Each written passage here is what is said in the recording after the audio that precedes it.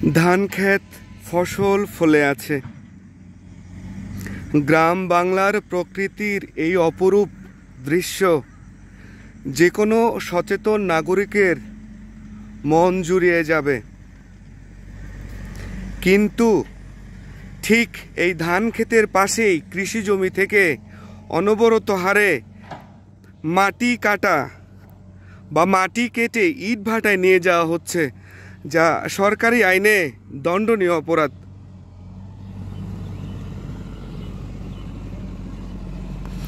Video চিত্রে আপনারা দেখতে পাচ্ছেন চারিদিকে ফসলি জমি।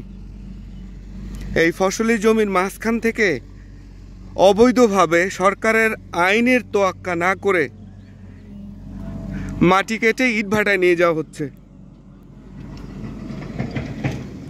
ভোলা জেলার জেলা প্রশাসক, পরিবেশ অধিদপ্তর বিষয়গুলো দেখভালের দায়িত্বে থাকার পরেও কারো যেনই নজর নেই এদিকটায়।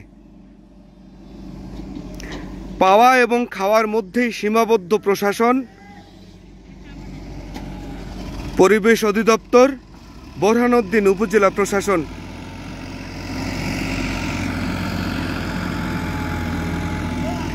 স্থানীয় মানুষের অভিযোগ শুনে যখন গণমাধ্যম ঘটনাস্থলে আসে তখন তাদের সামনেই এভাবে মাটিগুলো কেটে নেওয়া হয়, বিশাল গর্ত করা হয়,